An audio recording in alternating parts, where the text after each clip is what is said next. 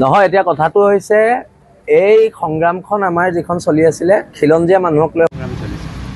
তাৰ হিন্দু মুছলমানৰ কথাটো নাছিলে কিন্তু কালি আজি চাওক মই ফুকননগৰ অঞ্চলৰ ল'ৰা ফুকননগৰ অঞ্চলত খিলঞ্জীয়া হিন্দু মুছলমান সকলো আছে কিন্তু ফুকননগৰ অঞ্চলত হিন্দু মানুহৰ ঘৰৰ পিছফালে হিন্দু বাংলাদেশী কিন্তু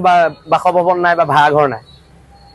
এক ঘৰ মানুহকো আমি থাকিব দিয়া নাই কোনো হিন্দু বঙালী মানুহক সন্দেহযুক্ত হিন্দু বঙালী মানুহক ফুকননগৰ গণপতি মেলা চকৰ এৰিয়াৰ খিলঞ্জীয়া হিন্দুসকলে কিন্তু ৰাখিব দিয়া নাই ইয়াৰ বিপৰীতে কালি এটা স্থিতি দেখা গৈছে এজন খিলঞ্জীয়া মুছলমানে কৈছে যে বাংলাদেশীক আমি সুৰক্ষা দিমেই এতিয়া কথাটো হৈছে কি যদি বাংলাদেশ সুৰক্ষা দিম বুলি ইয়াৰ হুমকি দিয়ে তেন্তে আমি হুমকি দিম আমি ইয়াত নিদিওঁ থাকিব যদি যুদ্ধ হয় হ'ব যি পৰ্যায়ৰ যুদ্ধ হয় এই যুদ্ধলৈ আমি সাজু আছো আৰু শুনক মানুহখিনি বচাব লাগিব তাৰ কাৰণে যুদ্ধ হ'ব প্ৰয়োজনত হেংদাং হ'ব আৰু প্ৰয়োজনত যদি বিকল্প কিবা চিন্তা কৰিবলগীয়া বিকল্প কিবা চিন্তা হ'ব কিন্তু যুদ্ধটো হ'ব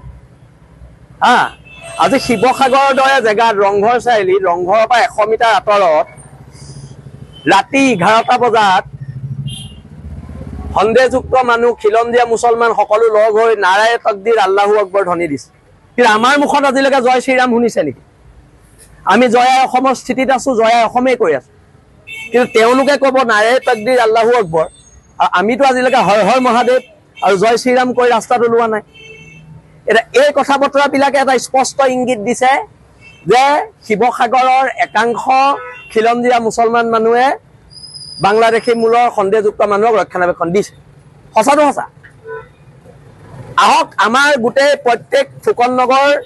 মেলা চকৰ গণপতি মই নিজেই যাম এক ঘৰ মানুহৰ পিছফালে হিন্দু বাংলাদেশী আছে নি আপোনালোকে দেখুৱাই দিয়ক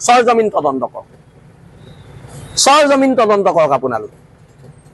যেতিয়ালৈকে আমি হিন্দু বাংলাদেশী বিৰোধ কৰি আছিলো মাৰোৱাৰী মানুহৰ বিৰোধ কৰি আছিলো বেংগলী মানুহৰ বিৰোধ কৰি আছিলো বিহাৰী মানুহৰ বিৰোধ কৰি আছিলো তেতিয়ালৈকে আমি জাতীয়তাবাদী আৰু যোনদিনা আমি মুছলমান বাংলাদেশী বিৰোধ কৰিলো আমি সেইদিনা সাম্প্ৰদায়িক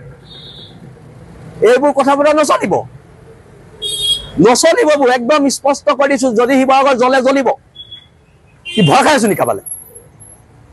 সিহঁতি জ্বলাব আমি কি হাতত খাৰু পিন্ধি আছো জ্বলিব শিৱসাগৰ জ্বলিব মই কৈ দিলো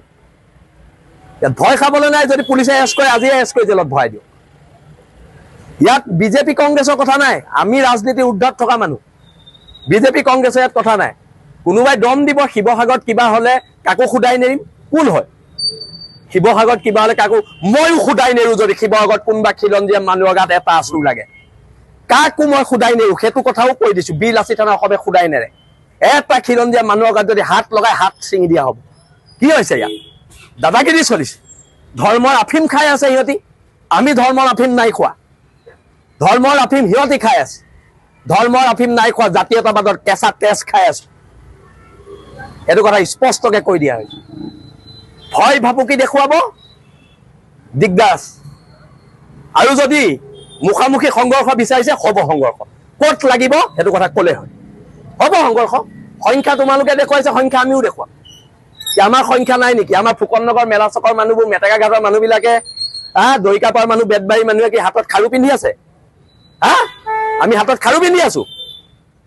ইয়াত বাংলাদেশী সুৰক্ষা দিম বুলি শিৱসাগৰত ক'ব এতিয়া সম্প্ৰীতি ফেচবুকত কেইজনমান লিখি আছে সম্প্ৰীতি তেওঁলোকে দেখুৱাব লাগিব সদায় সম্প্ৰীতি আমি দেখুৱাম সম্প্ৰীতি সদায় আমি দেখুৱাম ঠিকা লৈ থৈছো ইয়াত সম্প্ৰীতি দেখুৱাৰ ঠিকা লৈ থৈছো নেকি আৰু মই পুনৰ কৈ দিছো মোৰ নেতা হিমন্ত বিশ্ব শৰ্মাও নহয় মোৰ নেতা গৌৰৱ গগৈও নহয় মোৰ এটাই লক্ষ্য উদ্দেশ্য খিলঞ্জীয়া মানুহৰ সুৰক্ষা এইটো কথা স্পষ্টকে কৈ দিছো আৰু মই পুনৰবাৰ কৈছো যে সম্প্ৰীতিৰ কথা লিখি থকা মানুহকেইজনে সেই মানুহকেইজনী ওচৰত গৈ পেলাই সম্প্ৰীতিৰ কথা কওক আমাৰ ওচৰত আহি সম্প্ৰীতিৰ কথা নকব এটা সম্প্ৰীতি শিৱসাগৰত শেষ যুদ্ধ হ'ব বছ সম্প্ৰীতি শেষ শিৱসাগৰত যুদ্ধ হ'ব চেলেঞ্জ কৰিছো ওপেন চেলেঞ্জ কৰিছো দম আছে যদি তহঁতি লাগিবলৈ ক'ত লাগিবি কবি আৰু ইয়াত কোনোবা বিধায়কে দম দিব এইবোৰ নচলিব ইয়াত কাৰো কথা নচলিব সম্প্ৰীতি শেষ আৰু সম্প্ৰীতিৰ কথা ইয়াত কোনোবাই ক'ব বিনষ্ট কৰিছে তকদিৰ আল্লাহু আকবৰ ধ্বনি দিয়া কেইটা সম্প্ৰীতিৰ কথা ক'বলৈ কওঁ আমাক নহয় আমি জয় শ্ৰীৰাম কোৱা নাই আৰু নকওঁ আমি জয় অসমে কওঁ